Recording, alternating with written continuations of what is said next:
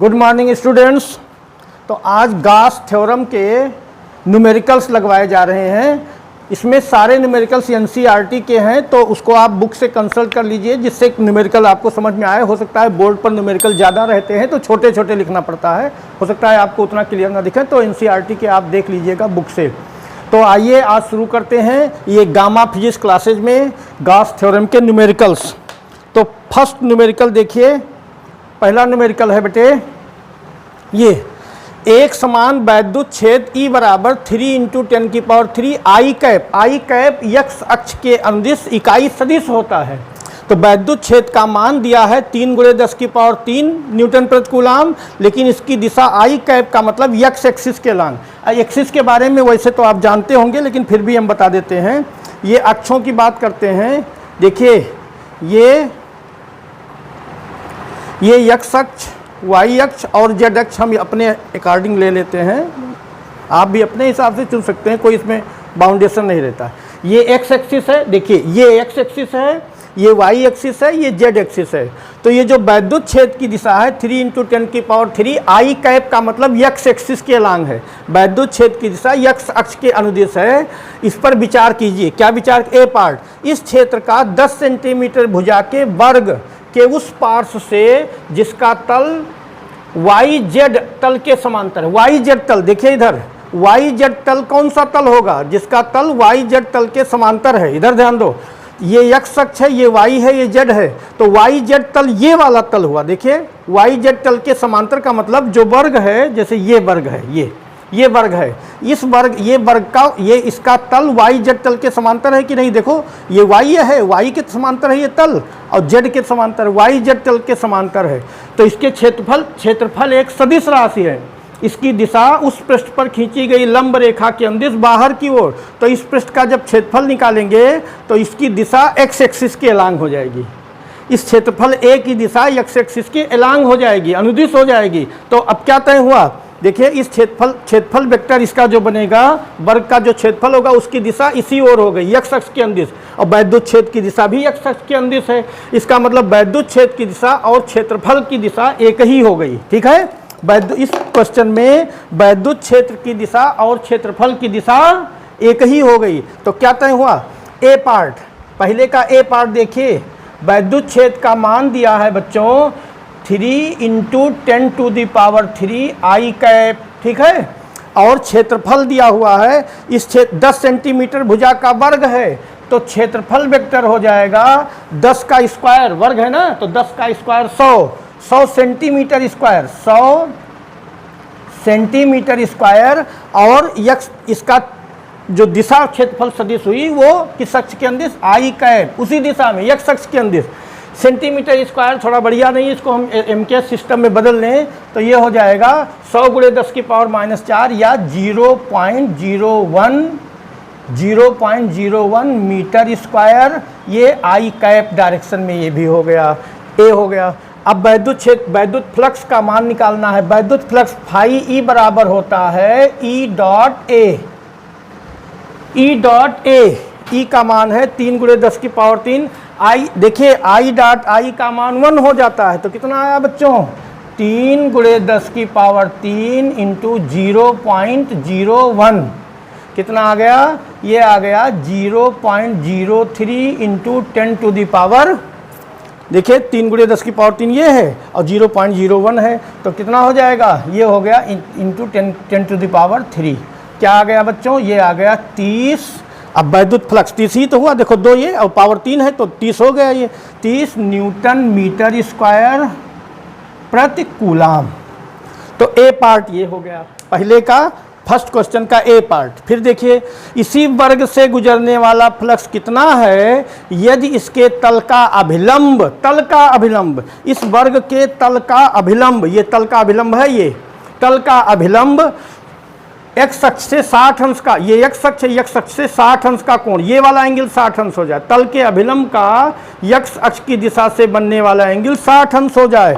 तो second part, ये B part जो होगा, वैद्युत क्षेत्र की तीव्रता वही रह गई, वैद्युत क्षेत्र का क्षेत्रफल भी वही रह गया, केवल वैद्युत फ्लक्स की बात कर रहे हैं। तो वैद्युत फ्लक्स अगर हम φE डैश कह दें तो ये हो जाएगा EA cos 60। इस पर खींचा गया अभिलंब वैद्युत क्षेत्र की दिशा से 60 अंश का कोण बनाने लगा है। तो cos 60 का मान कितना होता है? E और A का गुणनफल आपने 30 निकाला है, अब cos 60 का मान 1/2 होता है, तो ये हो गया 15 न्यूटन मीटर स्क्वायर प्रति कूलाम। ओके, तो पहला क्वेश्चन हो गया बेटे। अब सेकंड क्वेश्चन आप देखिए, क्वेश्चन नंबर 2। फर्स्ट क्वेश्चन हो चुका, 1 मिनट डस्टर इधर रखा है। फर्स्ट क्वेश्चन हो गया, अब सेकंड क्वेश्चन आप देखिए। फर्स्ट क्वेश्चन हो गया, यहाँ पर नीचे से लिखना शुरू करते हैं जिससे क्वेश्चन मिटते जाएं तो जब स्पेस मिलता जाए लिखने का। सेकंड क्वेश्चन ये है, इसी प्रश्न में जो हो चुका, एक समान वैद्युत क्षेत्र का 20 सेंटीमीटर भुजा के किसी घन से 20 सेंटीमीटर भुजा का कोई घन है जो इस प्रकार अभिविन्यसित है कि उसके फलक निर्देशांक अक्षों के समांतर हैं। ये जो घन है इसके फलक निर्देशांक अक्षों के समांतर हैं, उससे गुजरने वाला नेट फ्लक्स कितना होगा? अब सुनो ठीक से, कोई घन की कल्पना करिए, एक घन है, इसी वैद्युत क्षेत्र के भीतर एक घन रख दिया गया। अब इस घन में इसके इस प्रकार अभिविन्यसित है कि उसके फलक निर्देशांक तलों के समांतर हैं। तो ये हो गया, देखिए इसका फलक, ये फलक है, देखो ये एक फलक ये हो गया, एक फलक इधर ये हो गया, एक फलक ये हो गया, ये हो गया, ये हो गया, ये हो गया, 6 फलक, घन में 6 फलक होते हैं। तो ये 4 फलक की बात करते हैं, 1 2 3 4, ये 4 फलक इस प्रकार, देखिए फिर से ध्यान दो बेटे, ये 1 2 3 4 फलक इस प्रकार हैं कि इन फलकों पर खींचा गया अभिलंब वैद्युत क्षेत्र एक्स अक्ष के अंदर से वैद्युत क्षेत्र की दिशा से 90 डिग्री का एंगल बना रहा है। तो ये जो 4 फलक हैं, इन पर खींचा गया अभिलंब वैद्युत क्षेत्र की दिशा से 90 अंश का कोण बना रहा है और cos 90 डिग्री की वैल्यू 0 होती है। तो इन फलकों से कोई वैद्युत फ्लक्स बद्ध नहीं होगा। अब इन दोनों फलकों पर विचार करते हैं। वैद्युत क्षेत्र इधर से इधर की ओर है, इसका मतलब इस वाले फलक में वैद्युत बल रेखाएं प्रवेश कर रही हैं और इस फलक से वैद्युत बल रेखाएं बाहर निकल रही हैं। तो वैद्युत बल रेखाएं जिस फलक में प्रवेश करती हैं, अगर वैद्युत बल रेखाएं फलक में प्रवेश करती हैं तो फ्लक्स ऋणात्मक होगा, तो इससे बद्ध फ्लक्स ऋणात्मक होगा। इससे बाहर निकलती हैं तो इससे बद्ध फ्लक्स धनात्मक होगा। तो इस फलक से बद्ध इस वाले फलक से बद्ध फ्लक्स जितना ऋणात्मक है उतना ही इस फलक से बद्ध फ्लक्स धनात्मक है। तो इन दोनों फलकों पर वैद्युत फ्लक्स बद्ध तो होगा, लेकिन जितना प्लस में होगा उतना ही माइनस में होगा, अर्थात नेट फ्लक्स, इन दोनों का भी नेट फ्लक्स 0। इन दोनों पर लंबवत हो गया वैद्युत क्षेत्र और क्षेत्रफल सदिश, इसलिए इनका भी 0। इस प्रकार इस स्थिति में नेट फ्लक्स सदैव 0 हो जाएगा। ठीक है, बात समझ में आ गई ठीक से? तो सेकंड क्वेश्चन में क्या हो गया? नेट फ्लक्स 0 हो गया। अब थर्ड क्वेश्चन देखिए। थर्ड क्वेश्चन ध्यान दो बेटे। किसी काले बॉक्स के पृष्ठ पर वैद्युत क्षेत्र की सावधानी पूर्वक ली गई माप यह संकेत देती है कि बॉक्स के पृष्ठ से गुजरने वाला नेट फ्लक्स इतना है। नेट फ्लक्स का मान दिया हुआ है phi E. Net flux phi E बराबर दिया है 8.0 × 10⁻³ न्यूटन मीटर स्क्वायर प्रति कूलाम। ए पार्ट नेट आवेश कितना है? ए पार्ट में नेट आवेश कह रहे हैं कितना है? क्यू बराबर क्वेश्चन मार्क, ये क्यू निकालना है बेटे। अब गॉस थ्योरम ये कहती है कि फाई ई बराबर Q/ε0 इम्प्लाइज दैट Q बराबर कितना हो जाएगा? Q बराबर फाई ई × ε0। फाई ई की वैल्यू रख दो। फाई ई की वैल्यू है 8.0 × 10⁻³ ε0 का मान 8.86 × 10⁻⁻12। तो ये आ गया बेटे 8 × 8.86 × 10⁻⁹। इसको मल्टीप्लाई कर लेंगे तो ये आ गया 8 × 48। देखिए 8 × 48 के 8 हासिल हुआ 4, 8 × 64 4 68 के 8 हासिल हुआ 4, 8 × 64 6, 8 × 64 और 6 70, 2 अंक बाद दशमलव इतना आ गया। ठीक है, गुणे 10⁻⁻9। देखिए ये वैज्ञानिक विधि ये है कि एक नॉन जीरो नंबर के बाद दशमलव लगे तो पॉइंट को बाईं तरफ एक अंक ले जाएंगे तो यहाँ +1 पावर और हो जाएगी 7.088 इंटू 10 की पावर -8। ये आवेश है कूलाम। ठीक है, ठीक है, ये बात समझ में आ गई ठीक से, वेरी गुड। अब बी पार्ट देखिए, यदि बॉक्स के पृष्ठ से नेट बहिर्मुखी फ्लक्स शून्य है, ये जो घनाकार बॉक्स है नेट फ्लक्स 0 है, तो क्या आप यह निष्कर्ष निकालेंगे कि बॉक्स के भीतर कोई आवेश नहीं है? क्यों और क्यों नहीं? देखिए नेट फ्लक्स 0 का मतलब गॉस की प्रमेय क्या है, किसी गॉसियन पृष्ठ से बद्ध वैद्युत फ्लक्स का मान उस पृष्ठ से घिरे नेट आवेश का 1/ε0 गुना होता है। तो यहाँ कह रहे हैं नेट फ्लक्स 0 है, इसका मतलब नेट आवेश 0 है। बॉक्स के अंदर नेट आवेश 0 का मतलब ये हुआ कि कोई आवेश नहीं है, ऐसा नहीं कहा जा सकता। हो सकता है उसमें प्लस और माइनस बहुत सारे आवेश हों, लेकिन उनका जो बीजगणितीय योग है वो 0 हो गया। ठीक है, तो नेट फ्लक्स 0 का मतलब ये नहीं है कि बॉक्स में कोई आवेश नहीं है, बल्कि आवेशों का बीजगणितीय योग 0 हो जाता है। ठीक है, ये हो गया। तो थर्ड क्वेश्चन, अब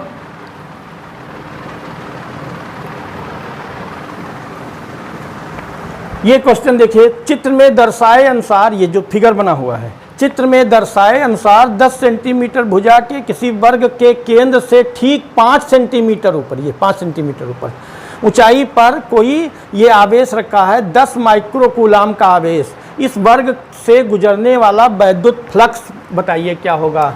देखिए ये जो 10 सेंटीमीटर भुजा का, ध्यान से देखो बेटे, ये 10 सेंटीमीटर भुजा का ये वर्ग है और इससे 5 सेंटीमीटर ऊंचाई पर ये आवेश रखा है। तो अगर इसको हम घन एक बना लें, 10 सेंटीमीटर भुजा का एक घन बना लें, 10 सेंटीमीटर भुजा का एक घन बना लें, तो ये जो आवेश 5 सेंटीमीटर ऊंचाई पर रखा है ये घन के केंद्र पर स्थित हो गया। कहाँ स्थित हो गया? घन के केंद्र पर। और घन के केंद्र पर स्थित हो गया तो पूरे घन से गुजरने वाला फ्लक्स होगा Q/ε0, गॉस की थ्योरम से Q/ε0।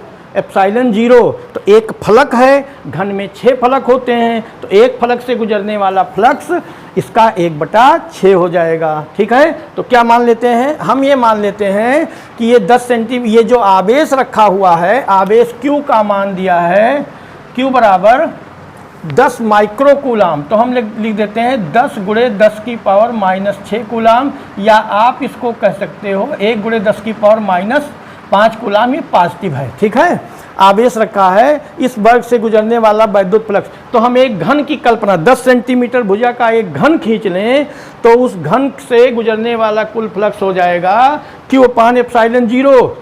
तो जो घन का ये जो एक फलक है, ये जो चित्र बना है, ये जो एक फलक है, ये घन में 6 फलक होते हैं, तो एक फलक से गुजरने वाला फ्लक्स इसका 1/6 हो जाएगा। तो इस वर्ग से गुजरने वाला फ्लक्स अगर φe कहें तो ये 1/6 इंटू Q/ε0, 1/6 इंटू Q का मान है 1 × 10 की पावर -5, ε0 का मान है बच्चों 8.86 इंटू 10 की पावर -12। ये -12 ऊपर जाएगा, +12 हो जाएगा, तो ये आ गया 1 इंटू 10 की पावर कितना, 5 घटा दें तो कितना हो जाएगा 7/6 इंटू 8.86। तो ये हो जाएगा, अगर हम 2 जीरो बढ़ा दें, 100 कर दें इसको, × 10 की पावर 5 बटे इसको मल्टीप्लाई कर लें 6 × 8.85, इसको मल्टीप्लाई करके 100 में जब डिवाइड करेंगे तो इसका मान आ गया 1.88। कितना आ गया? डिवाइड करेंगे इसको मल्टीप्लाई करके 100 में डिवाइड कर लो बेटे, तो 1.88 इंटू 10 की पावर 5 इतना आ जाएगा। φe है न्यूटन मीटर स्क्वायर प्रति कूलाम। ठीक है, ये बात समझ में आ गई ठीक से?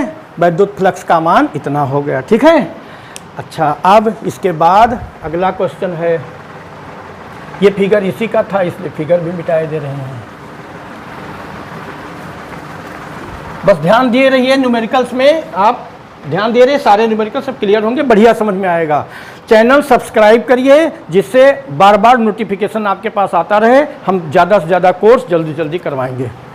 देखिए ये 2 माइक्रो कूलाम का एक बिंदु आवेश किसी किनारे पर 9 सेंटीमीटर किनारे वाले किसी घनीय गासियन पृष्ठ के केंद्र पर स्थित, घनीय, फिर घन की कल्पना करो, एक घन की कल्पना करिए और उसके 2 माइक्रो कूलाम का बिंदु आवेश रखा है उसके अंदर 2 माइक्रो कूलाम का बिंदु आवेश है। बिंदु आवेश Q का मान दिया है 2 माइक्रो कूलाम है, तो 10 की पावर -6 कर दिया मल्टीप्लाई, तो कूलाम हो गया। 9 सेंटीमीटर किनारे वाले घनीय गासियन पृष्ठ के केंद्र पर स्थित है। पृष्ठ से गुजरने वाला कुल फ्लक्स कितना होगा? पृष्ठ से गुजरने वाला कुल फ्लक्स कितना होगा? तो गॉस की प्रमेय लगाइए, फिर गॉस की प्रमेय, फाई ई बराबर क्या होता है बच्चों? Q अपान एप्साइलन 0, ये 2 गुणे 10 की पावर -6, एप्साइलन 0 का मान 8.86 इंटू 10 की पावर 8.86 इंटू 10 की पावर -12।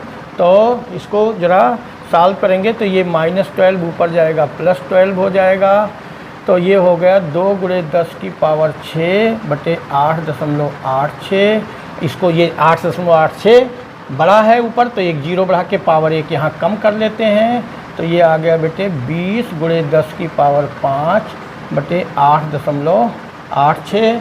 अब इसको जब हम डिवाइड कर लेंगे तो इसकी वैल्यू आ गई 2, देखो 8 दूनी 16, 2 बार जाएगा, 2.26 गुणे 10 की पावर 5, और वैद्युत फ्लक्स का मात्रक होता है न्यूटन मीटर स्क्वायर प्रति कूलाम। ठीक है, तो ये भी हो गया क्वेश्चन। अब अगला क्वेश्चन देखो बेटे, अगला क्वेश्चन है,